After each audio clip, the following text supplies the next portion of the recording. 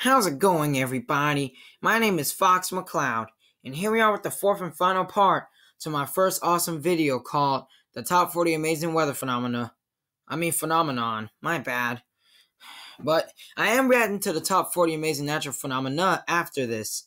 But this is the top 40 amazing weather phenomenon, and this is the fourth and final part. So let's go.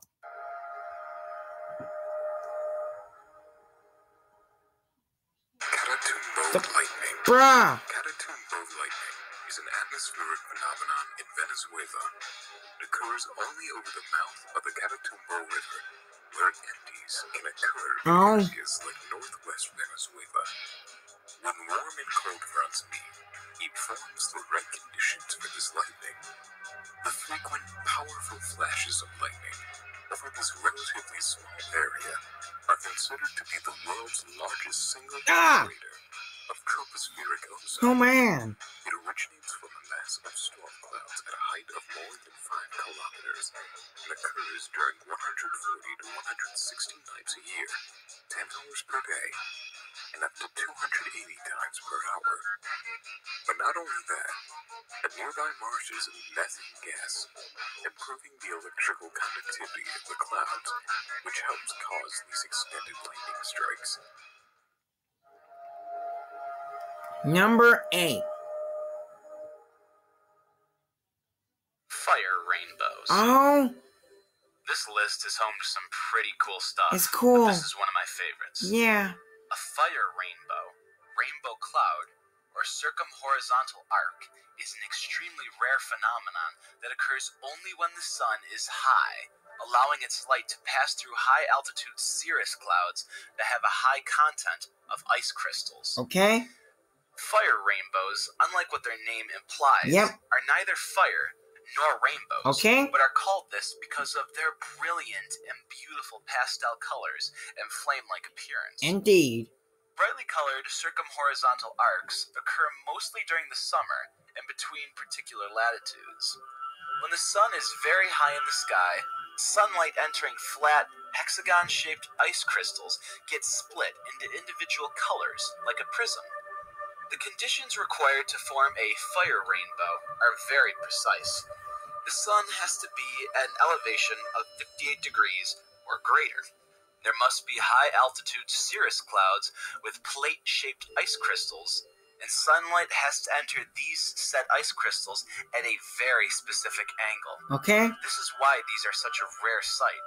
The rarity in the arc depends on where you are. At medium latitudes, like much of the US, it's not rare. It can be seen several times each summer, if you're lucky, of course. Alright. In contrast, further north, in much of Europe, the circumhorizon arc is a rarity, and impossible to see north of Copenhagen. Fire rainbows are not to be confused with iridescent clouds, which can produce a similar effect. While circumhorizontal arcs occur only in cirrus clouds, iridescence often occurs in altocumulus, cirrocumulus, and lenticular clouds. Okay. And it's very, very rare to see them in cirrus clouds. Alright.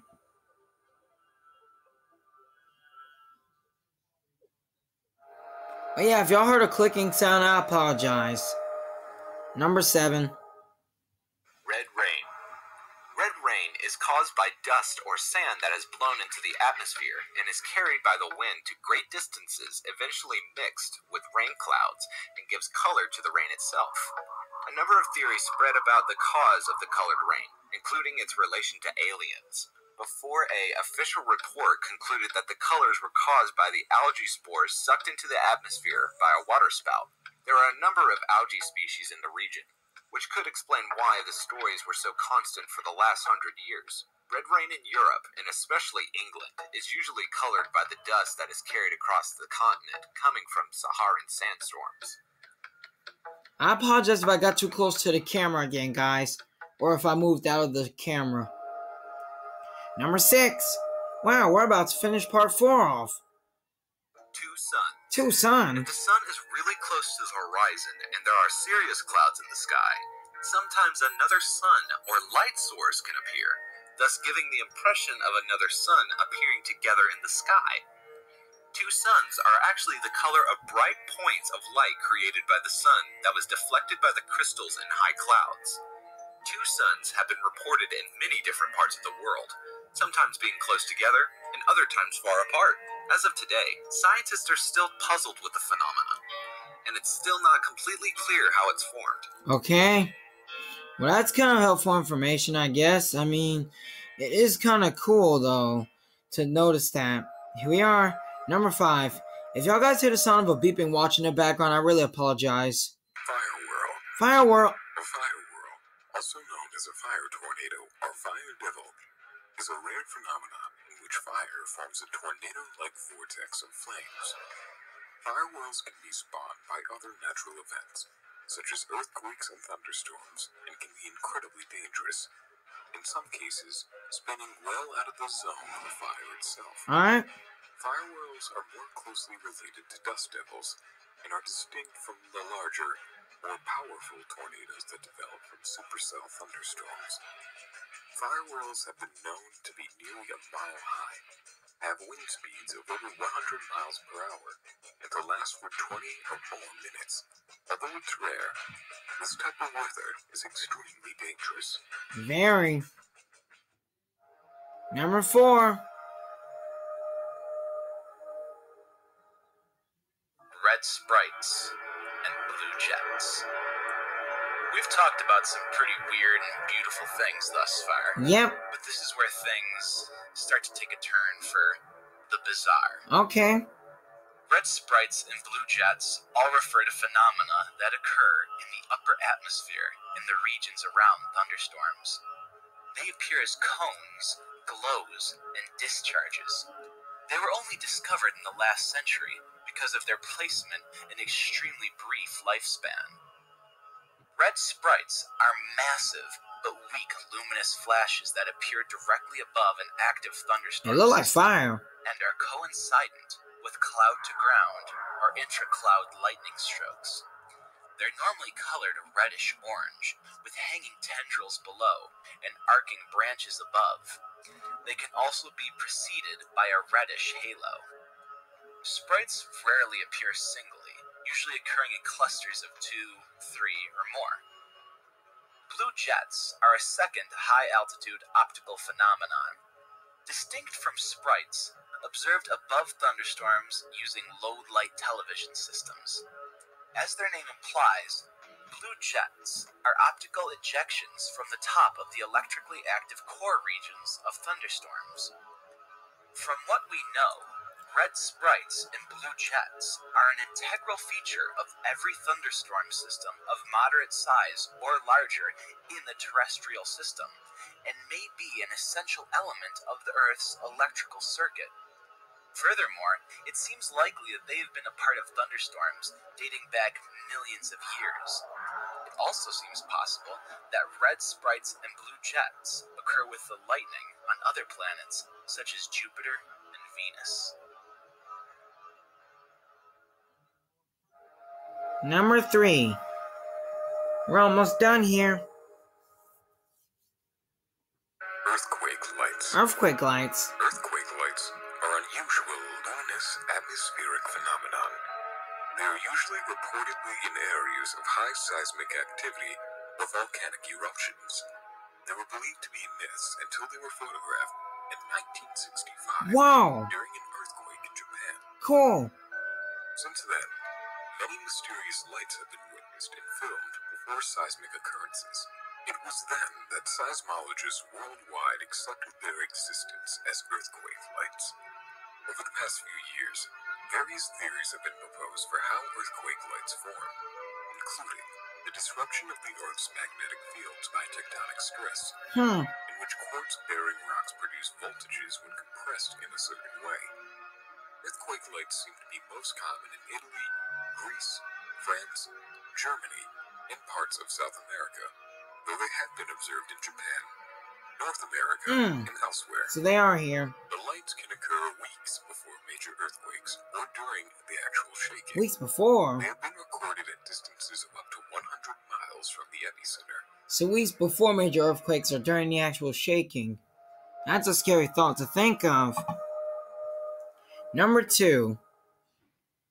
Ball lightning. What? This is a very rare phenomenon that involves ball-shaped lightning that moves much slower than normal lightning. It has been reported to be as large as 8 feet in diameter and can cause great damage. Okay. There are reports of ball lightning destroying whole buildings. There currently is no fully satisfactory or generally accepted scientific theory for ball lightning, mainly because it is so rare, and when it does occur, it doesn't stay around long enough to be studied. It generally has a lifetime of less than 5 seconds. At one time, ball lightning was thought to be extremely rare, but this was because most eyewitnesses feared ridicule and wouldn't come forward. In reality, 5% of the population has seen ball lightning. Today, most researchers agree that it is real, yet its nature is still highly controversial, and no sensible theories yet exist to explain it. Ball lightning has been reported as glowing orbs in the sky, which is sometimes mistaken as UFOs. Number 1. This is the one that's gonna wrap it up, guys. Aurora Borealis. Wow, look at that! The Aurora Borealis Oh my gosh. are a fascinating phenomenon caused by collisions between the sun's electrically charged particles and molecules of atoms in the Earth's atmosphere. That's exciting! The spectacular light show takes place in the upper atmosphere at a height of approximately 100 kilometers and can best be compared to candles flickering in the wind or fluttering curtains in shades of green and yellow. There was a house back there. They are more typically seen closer to the poles and during the equinoxes of the year. The phenomenon is often seen around midnight and is experienced on a dark, clear night in the period from September to the beginning of April. Most famous of these are the Northern Lights. Cool! But yeah, when they introduced these things, when it said Aurora Borealis at the beginning, there was a house there. And I changed my mind. I'd rather live in that house to see the Northern Lights than live in a cabin to see the light pillars. Because yeah, if you ask me, guys, that was kind of a dream. I'll let this music play a little bit more. But yeah, y'all, that was the best video I've ever watched. I hope you guys enjoyed it too, man. Because I sure did. Well, guys, that was the 4th and final part of my first awesome video, the top 40 amazing weather phenomenon. So I hope you did enjoy it. And if you did, leave a like, comment, and subscribe. And I will see you guys in the top 40 amazing natural phenomena. Have a good day, everyone.